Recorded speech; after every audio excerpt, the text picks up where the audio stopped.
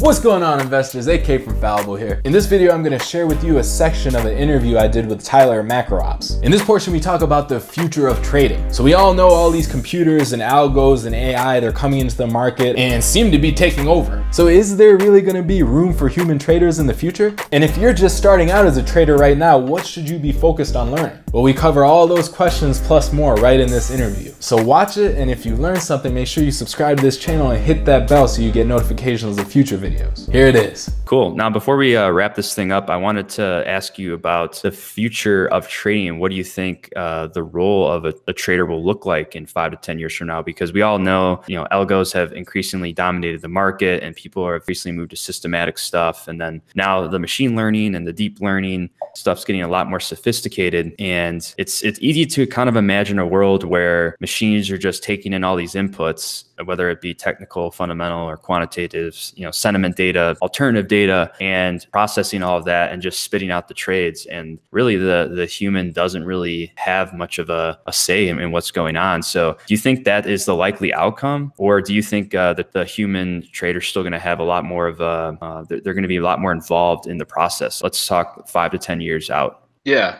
I think I actually wrote an article about this, but I think when all these people are creating these algorithms, they kind of work on their own, right? The person creates the algorithm, and whether it's a genetic algorithm or whatever, it's creating itself from that point on. It's testing strategy, seeing what works. And at a certain point, the developer doesn't know what's going on in the strategy itself. No. Now, if you have multiple firms creating strategies like this, I would think that they all kind of come together at one point. They're kind of all doing the same thing, right? Yeah, they're all trying to find one solution. They're converge in the same solution. They converge, because the technology and like the power of each computer is not that different between each firm, because everyone has enough money to do it. So you're going to get these algos trading the same strategy, and then you kind of get a lot of risk, right? Systematic risk, where one trigger may trigger all those algos and they start selling. Yeah, so you have crowded positioning, and you get flash crashes, you get a lot of problems, right? And you were telling me about how in the recent volatility this year, how if the S&P broke a certain level, you would see all those algos kick in. Yeah, I mean, I think we definitely saw that as well on the February 5th flash crash.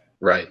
So in that sense, there might become a danger where there could be regulations that are put in place on all these algos. Yep. But we'll see what happens. But the way I see it is that there'll always be another plane that humans can play on. So like right now, if you can't compete against a high frequency trading algorithm, right? No. The only thing you can do is extend your time frame. So all these computers are kind of combating each other on a smaller time frame. So if you want to stay in the game, just keep extending it. Do you think the computers will eventually start extending out as well and sort of push the human to a different, even further plane, or maybe, I guess, investigating some type of market that doesn't have data that a computer can read? Yeah, it could be. I mean, I think the computers will definitely extend their time frame. So in the future, the question is whether we can see what they're doing and kind of stay on a different, either one step above them, or like you said, in a different area of the market where we can still profit. So for traders right now in this day and age, or it could be experienced current traders or newer traders, what do you think is the most important skill to develop? Should they be going out and getting data science skills, or should they just be focusing on emotional management? Like, what is the core value add for a human trader right now? What should they be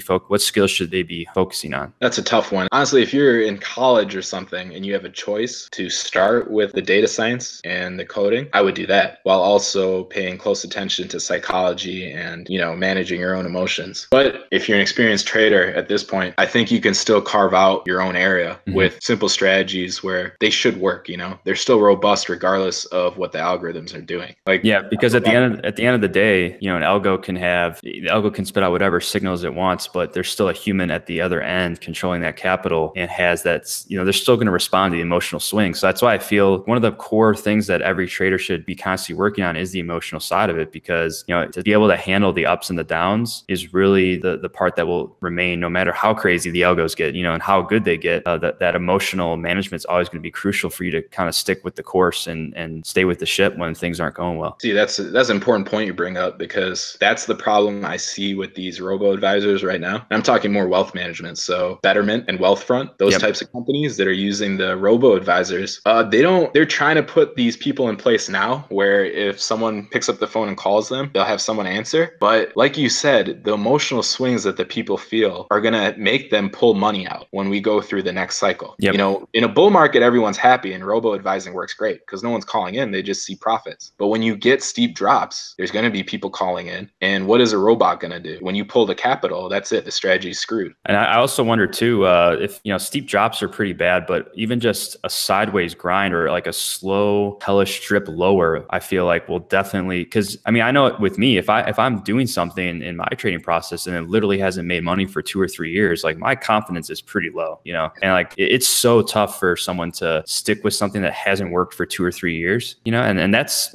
par for the course in the markets, right? Like if we have a bear market, you know, stocks might not make any money at all for 3 years, 4 years. And so unless the people in the robos truly have a 20 to 30 year hold, I just feel like they're going to be definitely redeeming because they, you know, it's just so hard for a human to continue what they've been doing despite getting negative feedback for years. You know, I mean, it's bad enough like we get negative feedback for one day and we want to change our stuff for 1 week, you know, because humans in general just don't like pain and they want to shift out and get rid of pain. So exactly, when you look at these strategies that I'm employing, like simple the better, I say, and then you look at it and it's like, well, this is so simple. It really outperforms by this much. And yeah, it does if you stick to it though, which is the hardest part. And then we're talking about people pulling money out of robo-advisors. Like you said, yeah, in a bear market when nothing's worked, then yeah, that's why I was saying it's difficult to manage client money, because a lot of the value that you provide is being the psychological buffer for these people so that they don't pull the money out. Yep, the worst time too. Yeah, because you know they say, okay, if you did buy and hold from the beginning, it would have turned out great. And sure, but how many people kept their money in there? Like the buy and hold investors, they all jump out. Yep. Well, I guess we'll see what happens in the next downturn. I hope you enjoyed that. And if you're looking for more videos all about markets, then make sure you subscribe to this channel and hit that bell for notifications of future videos. We cover everything from stock market analysis to psychology tips to even trading strategies. So make sure you subscribe and I'll see you in the next video. Stay fallible out there. Bye.